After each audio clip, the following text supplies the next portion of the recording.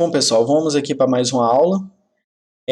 Assim como a aula 5 é o mapeamento da aula 2, a aula 6 é o mapeamento da aula 3. Então, se você não assistiu a aula 3, o pré-requisito para assistir essa aula é assistir a aula 3. Tá? É importante que você tenha entendido. Se você tiver ficado com dúvida na aula 3, volta, assiste de novo, esclarece as dúvidas da aula 3, depois você assiste a aula 6. Eu vou partir do pressuposto que você entendeu o assunto da aula 3, porque isso daqui é o mapeamento daquele mesmo comportamento lá da aula 3 na sintaxe da linguagem C. Tranquilo? Então vamos lá.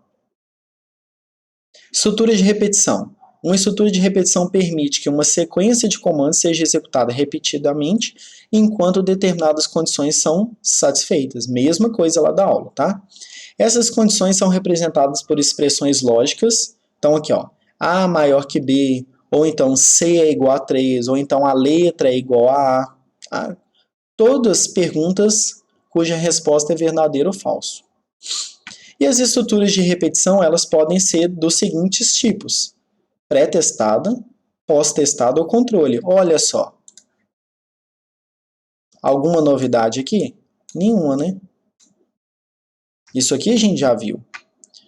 Só que agora eu vou ver como que eu faço isso em C. Porque eu vi com o algoritmo. Então, o que que era aqui no algoritmo? Era o enquanto. Deixa eu apagar esse negócio aqui para escrever direito. Então aqui, ó, era o enquanto. E pós-testado era o repita até. E esse aqui era o para. Então, nenhuma novidade. Só que agora ele vai aparecer aqui na sintaxe dessa linguagem. Então, tudo que você viu lá na aula 3 continua valendo. O real poder dos computadores está na habilidade de repetir uma operação ou uma série de operações muitas vezes. Isso aqui a gente discute lá desde a primeira aula. A gente coloca o computador para fazer a tarefa da gente, ou quando ela é repetitiva, né, que a gente não vai ter tempo para poder fazer, ou quando a gente quer fazer alguma coisa enquanto ele vai fazer essa tarefa para a gente. Se for uma coisa que eu vou fazer uma única vez e é relativamente rápido para eu fazer, eu não coloco o computador para fazer. Essa que é mais ou menos a lógica. Porque para que eu vou gastar o meu tempo para programar o computador, para fazer a minha tarefa, se eu só vou fazer ela uma vez e é relativamente rápido eu fazer? Tá? Então a gente coloca o computador para trabalhar para a gente ou quando é repetitivo, ou quando ela gasta muito tempo e a gente quer que o computador faça enquanto a gente vai fazer outra coisa, tá bom? E essa repetição chamada de laço ou de loop é um conceito básico da programação estruturada. Os três conceitos, né? É a sequência, a condição e a repetição. Ok? E vamos lá. Repetição com teste no início, que é pré-testada. Teste no início, pré-testada. Lá eu fazia como? Eu fazia enquanto, e aqui eu tinha a minha condição. Aqui é o while, inclusive é a tradução direta da palavra enquanto. Mesma coisa. Então eu vou ficar aqui, ó, nesse bloco executando enquanto essa condição for verdadeira. Mesmo caso lá do enquanto. Se eu chegar aqui e for falso, de cara eu já saio. Aqui, ó, vamos colocar. De cara eu já vim para cá. Então eu não tenho garantia que eu execute isso aqui pelo menos uma vez. E existia três propriedades que eu era obrigado a respeitar. Quais eram as três propriedades? Inicialização, a expressão e a atualização. Mesma coisa, tá? Mesmíssima coisa. Significa que antes de usar a variável aqui na minha expressão, ela precisa ser inicializada antes. A expressão, obviamente, é algo que tem que ter resposta verdadeira ou falsa. E se a minha condição ela usa uma variável, essa variável precisa ser atualizada aqui dentro. Se ela não for atualizada aqui dentro, significa que a minha condição nunca muda. Se a minha condição nunca muda, eu fico preso aqui para sempre, tá? Então, as três propriedades continuam valendo aqui. Por isso que o mapeamento assim é direto mesmo. Você entendeu enquanto você já entendeu o while. É a mesma coisa. Então aqui, ó, passos. Avalia a condição, se verdadeiro, executa o bloco e volta. Tá? Executa o bloco e volta. Caso contrário, termina o laço. Então, vamos lá. Faça um programa que mostre na tela os números de 1 a 100. Então, eu quero que imprime 1, 2, 3, 4... Só que eu não vou fazer isso aqui, ó. Isso daqui é válido quando eu tenho poucos números ou quando os números são fixos, né? Então, eu já sei que é de 1 a 100. Mas não dá para eu poder fazer uma coisa genérica aqui. Por exemplo, imprime o número de 1 até N. E aí você lê o N do usuário. Não tem como você fazer isso aqui sem um laço, tá? Então a solução acima é inviável para valores grandes. Precisamos de algo mais eficiente e inteligente. Então o que eu vou fazer aqui, ó? Enquanto o número for menor ou igual a 100, isso aqui deveria ser uma constante para poder ficar bem legal, tá? Uma constante tipo maior número ou número máximo, alguma coisa. Não a constante literal aqui, esse 100. Então eu faria um define.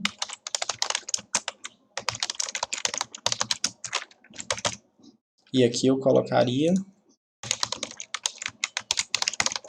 tá? Maior número, para poder ficar legalzão mesmo. Aí beleza. Comecei aqui com 1, e aí o que ele vai fazer? 1 é menor ou igual a maior número, enquanto, né, for menor. No caso aqui, é menor, porque começa do 1, aí ele vai imprimir 1, atualiza, então vamos lá. Inicialização,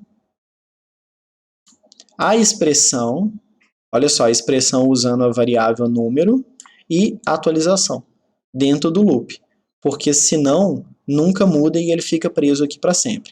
Então vamos lá, se eu esquecer a linha 4, mesma coisa que eu já falei lá na aula 3. Se eu esquecer do 4, a gente não sabe o comportamento disso aqui, ó, porque vai ter lixo na variável. Lixo pode acontecer qualquer coisa, tá? Não é previsível o comportamento com lixo. A gente nunca pode falar que não tem nada na variável. Não existe esse conceito. A variável sempre tem alguma coisa. Mas ou ela tem alguma coisa que você colocou, ou ela tem algum lixo que estava lá na memória. Então ela sempre tem alguma coisa. Não existe a possibilidade de uma variável não ter nada. Isso não tem jeito, tá? Então ela tem aqui lixo. No caso, se eu esquecer de fazer o 4, de colocar o número 1 aqui. E aí ele pode acontecer qualquer coisa aqui. Tá? E se eu esquecer de fazer o 8, e ele entrar nesse laço, ele fica preso aqui para sempre, porque ele nunca mais atualiza esse número, tá bom? Esse 6 aqui é mais difícil, tá? Porque se você errar isso aqui, não compila. E a repetição com teste no final, que é a pós-testada. Lá eu tinha o repita até. Deixa eu escrever aqui. Lá eu tinha o repita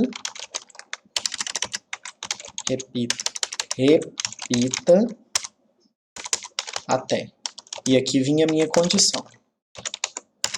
Então eu executava, testava, se verdadeiro, voltava. Executava, testava, se verdadeiro, voltava.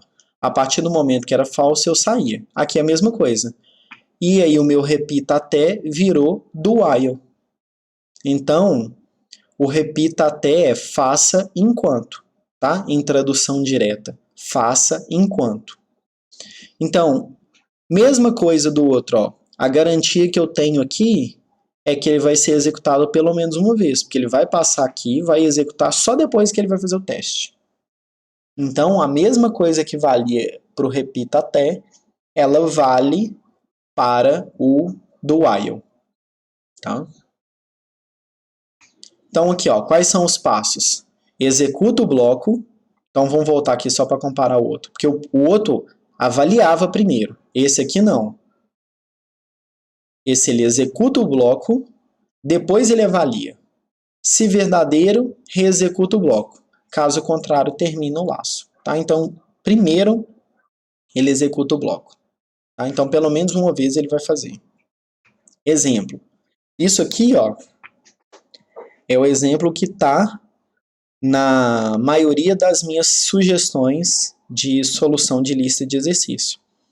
Por quê? Eu pergunto para o usuário qual exercício que ele quer executar, e aí eu quero que ele executa, passa pelo menos uma vez. Então aqui, ó, tá? Pelo menos uma vez eu vou perguntar para ele qual exercício que ele quer executar. Então é um exemplo típico aqui do uso do while. Eu vou ficar aqui nesse laço enquanto o número do exercício não for zero. A partir do momento que o número do exercício for zero, eu saio desse switch que a gente já viu na aula anterior, saio, e aí vai acontecer, número do exercício que está com valor zero é diferente de zero? Falso. Então ele sai. Tá? Então eu fico preso aqui nesse laço, enquanto o cara não digitar zero para poder sair. Um exemplo prático de do while, porque eu quero que ele pergunte pelo menos uma vez para o usuário. Posso fazer com o while também? Posso, mas isso aqui é exemplo clássico de uso do while, ok? Então tá aqui, ó. Escolha uma opção, tá? Uma opacão. Escolha uma opção aqui. 1, 2, 3. Lê o que o usuário digitou e vai ficar aqui enquanto as opções não forem de 1 a 3. Por quê? Se o cara digitar 0, por exemplo, 0 é menor que 1, verdadeiro. Então ele volta para cá. Ó. O cara digitou 4, por exemplo. Aí ele vai fazer 4 é menor que 1, falso. Porém, ele vai fazer esse outro teste aqui. Ó. Tem um ou aqui no meio. Ó. 4 é maior que 3, verdadeiro. Então ele volta para cá. Então ele vai ficar aqui, ó, enquanto o cara não digitar 1, 2 ou 3. Se o cara digitar 1, 2 ou 3, ele sai. Que é a mesma coisa que eu faço aqui na minha sugestão. Eu fico aqui com números diferentes de 0. E aí, para cada exercício válido, né, de 1 a 6 aqui, no caso dessa solução aqui, eu executo. Se ele digitou 7, mas não 0, eu falo exercício inválido. Se ele digitou 99, exercício inválido, tá bom?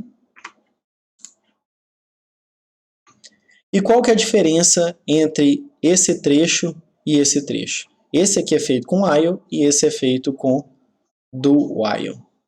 Qual que é a diferença entre eles? Vamos lá, o A começa com 0 e o A começa com 0. Então, 0 é menor que 10? Verdadeiro. Então, ele vai imprimir 0, 1, 2, 3, 4, 5, 6, 7, 8, 9. Porque na hora que isso aqui for 10, 10 é menor que 10? Falso. Aí ele sai. Então, esse trecho aqui imprime de 0 a 9. E esse trecho aqui? Ele vai imprimir 0, aí depois vai para 1, aí vai fazer o mesmo teste. Tá? 1 é menor que 10? 2. Tá? Então, começou aqui. Ó. Imprimiu 0, imprimiu 1, 2, 3, 4, 5, 6, 7, 8, 9. Aí ele imprimiu 9. 9 atualizou, passou a ser 10. 10 é menor que 10? Falso. Saiu. Então, do ponto de vista de resultado aqui, ó, não tem diferença entre os dois. Ponto de vista de resultado. Agora, vamos supor que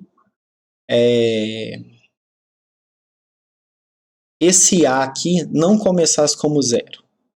Fosse algo que o usuário digitou. E aí o usuário começa digitando 10. O que vai acontecer? Aqui não imprime nada e aqui vai imprimir 10. Tá? Por quê?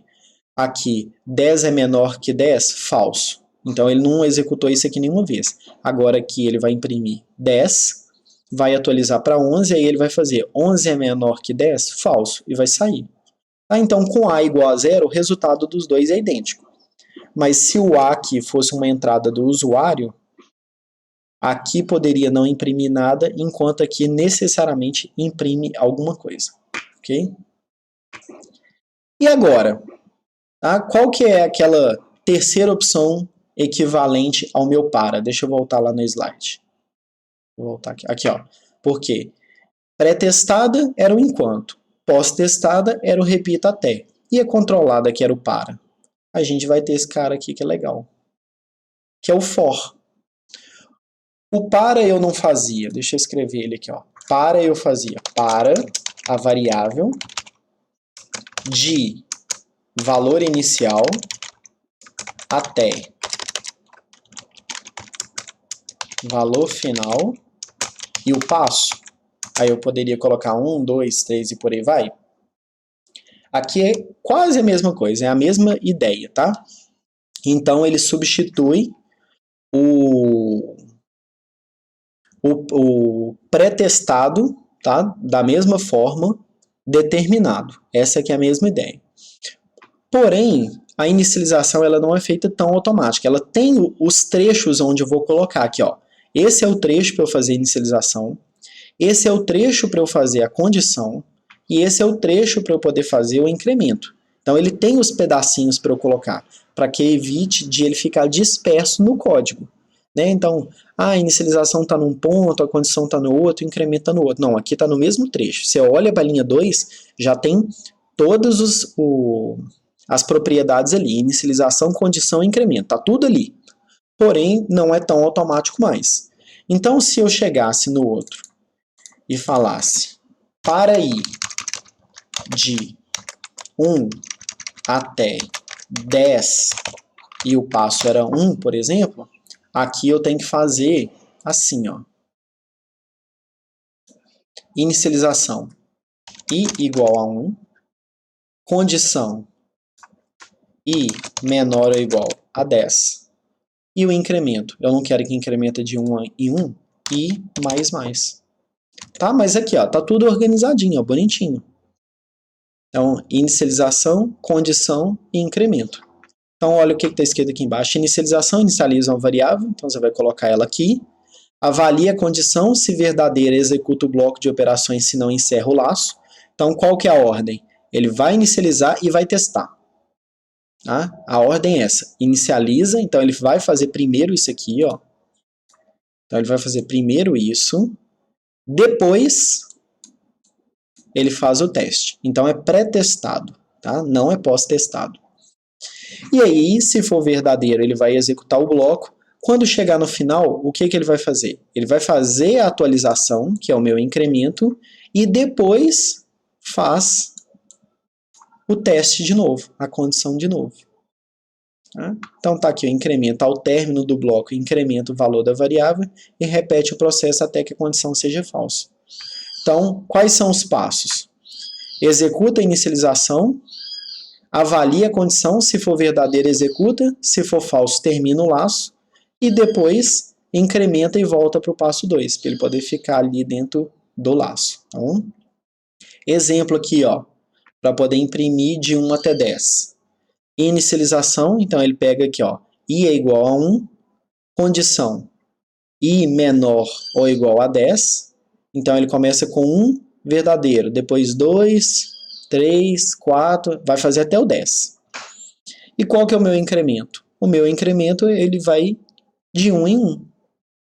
Tá? O i começa com 1, depois ele passa para 2, para 3, para 4, para 5, até chegar no 10. O 10 é a última coisa que ele imprime, porque no final do 10 ele volta aqui, aí o i vira 11, aí ele faz o teste, 11 é menor ou igual a 10? Falso. E aí ele sai. Tá? Então a ordem é inicialização, que é feito uma vez só, expressão, que é o teste, verdadeiro, executa o bloco, no final do bloco, executa o incremento, depois de executar o incremento, faz o teste novamente. Tá? Essa é a ordem. Exemplo aqui, para eu poder fazer uma impressão de um valor inicial até um valor final. Então, por exemplo, assim, para imprimir de 2 até 10, por exemplo. Então, eu chego aqui, entro com o valor 2, aqui eu entro com o valor 10, por exemplo. Aí, o que ele vai fazer? Olha só. I é igual ao valor inicial. O valor inicial não é 2? Então, meu I começa valendo 2. Qual que é o valor final? O valor final não é 10? Então, a primeira coisa que ele vai fazer aqui é 2 é menor ou igual a 10? Verdadeiro. Então, ele vem aqui e imprime 2, tá? Porque o i tem valor 2. Aí ele volta aqui, realiza o incremento. O i agora passa a ser 3. 3 é menor ou igual a 10? Verdadeiro. Aí ele imprime o 3. Volta aqui, 4, verdadeiro. 5, verdadeira. 6, 7, 8, 9, 10. Aí o que vai acontecer? Depois que ele imprimiu o 10, ele volta aqui e agora é 11. 11 é menor ou igual a 10? Falso. Aí ele sai. Tá? Então, para poder imprimir de um menor até de um valor até o outro. Lembrando que para isso aqui fazer sentido, tá? O inicial tem que ser menor ou igual ao final, né? Óbvio. Eu não vou colocar 10. Eu odeio quando eu começo a fazer linha assim. Eu não vou colocar 10 no primeiro e 3 no segundo, tá bom? A gente tem que usar corretamente. E como sair prematuramente de um loop? Da mesma forma que o break, ele encerra o meu bloco do switch, o break encerra o bloco de um loop, tá? Mesma coisa. E o que o continue faz? O continue, ele serve para eu voltar no início do bloco, executar o incremento, porém eu não executo nada que está para baixo do continue. Esse aqui é o que é um pouquinho... Acho que é interessante ver um exemplo com isso aqui. É mais fácil de entender com exemplo do que na explicação, tá bom?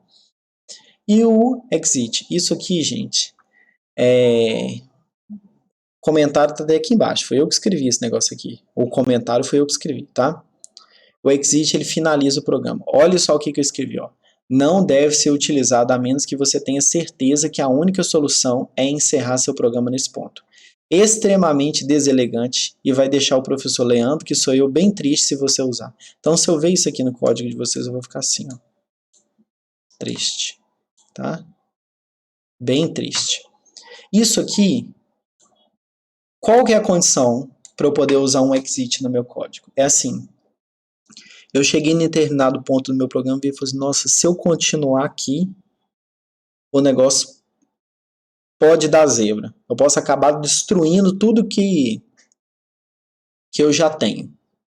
Porque eu não sei mais o que fazer. Aí você finaliza com exit. É o único caso, tá?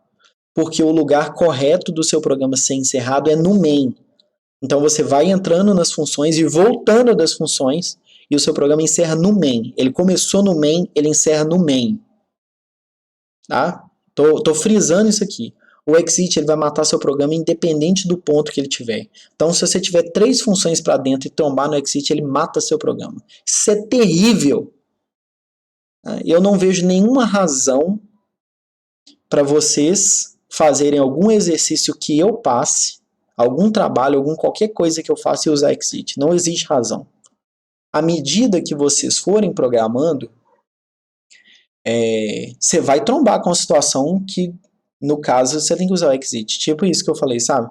Você chegou, ele falou assim, ó, nesse ponto aqui os dados foram corrompidos, qualquer coisa, e se eu continuar aqui, eu posso continuar trabalhando com dado corrompido, não sei como que eu volto, aí eu vou e mato o programa. É preferível morrer naquele lugar ali do que continuar e o negócio desandar. É só nesse caso.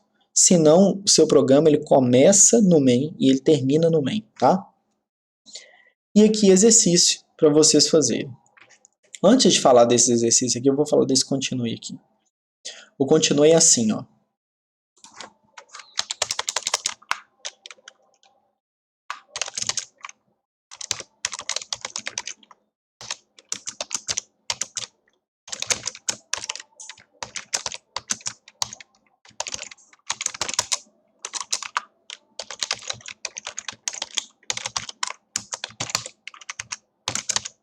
Então olha só o que esse carinha aqui vai fazer. Esse cara vai imprimir de 0 até 9. Tá? Não tem o continue aqui ainda não, é só para mostrar para vocês. Ele vai imprimir de 0 até 9, porque ele começa do 0, inicializou, aí vai fazer 0 é menor que 10, verdadeiro. Aí vai imprimir, volta, incrementa tudo. Ele vai imprimir de 0 até 9. Tá? Então vamos lá.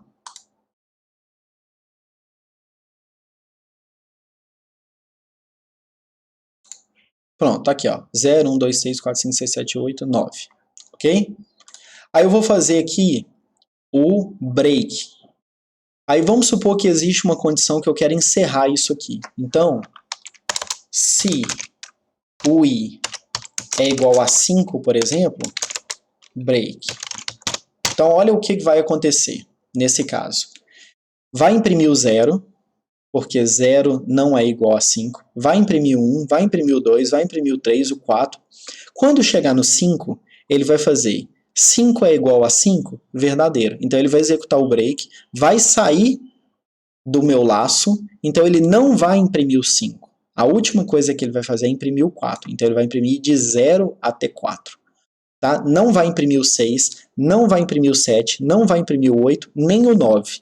Porque a partir do momento que ele trombou no 5 ali, ó, tá? I é igual a 5 e bateu no break, encerrou, saiu do loop. Tá? Então vamos lá. De 0 a 4. Tá? Então aqui, ó, 0, 1, 2, 3, 4. O teste do i igual a 5 deu verdadeiro. Ele encerrou antes de executar aquele printf. Ótimo. E o continue? O continue, quando ele bate no continue, ele volta no incremento. Ah, é isso. Ele bateu no continue e ele volta no incremento. Então ele não executa nada que está aqui para baixo. Então qual que vai ser o resultado disso daqui? Ele vai imprimir o 0, vai imprimir o 1, o 2, o 3 e o 4. Quando chegar no 5, olha só o que ele vai acontecer. Ele vai fazer 5 é igual a 5, verdadeiro. Continue. Aí ao invés de vir para cá, ele volta para cá.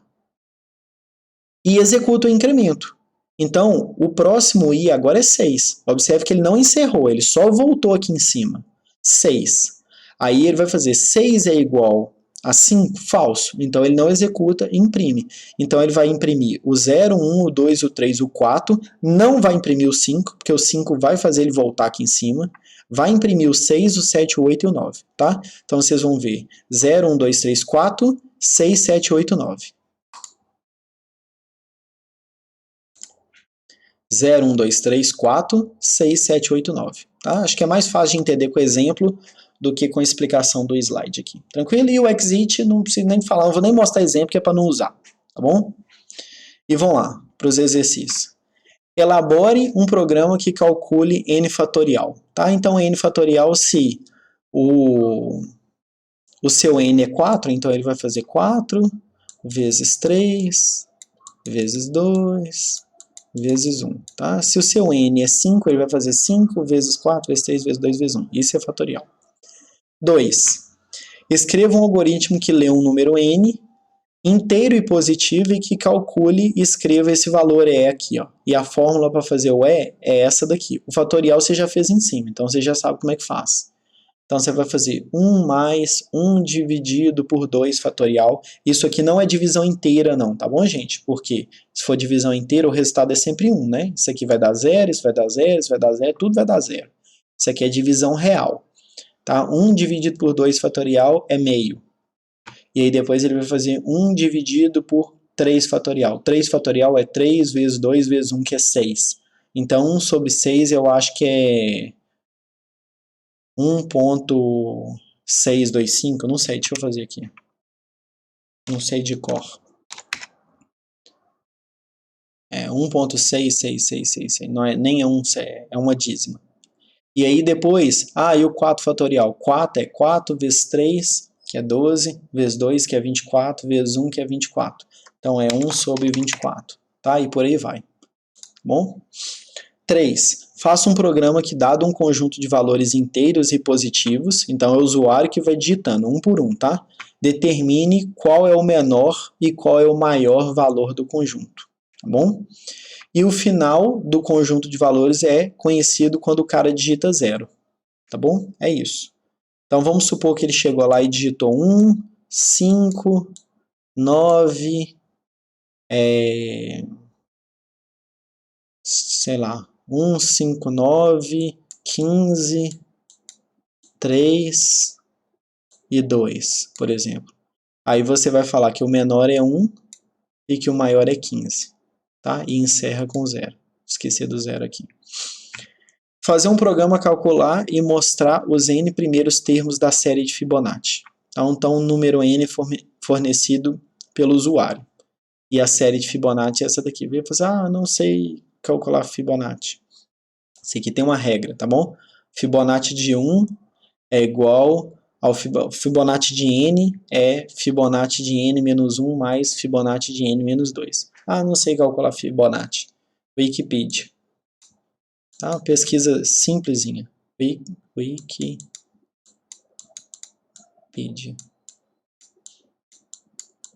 Detesto quando o negócio está fazendo esses riscos aqui. Wikipedia. Não tem dificuldade isso aqui não, tá? E 5. Conversão de Fahrenheit em graus centígrados. A fórmula é essa. 9 vezes a temperatura em Fahrenheit menos 32 dividido por 5. Você vai fazer um programa que vai montar uma tabela de graus centígrados em função de grau Fahrenheit. Então você vai fazer a conta e vai imprimir a temperatura em Fahrenheit em grau centígrado de 50 até 150, de 1 em 1. Então, 50 Fahrenheit vale quantos Celsius? 51 Fahrenheit vale quantos? 52 até 150. É isso.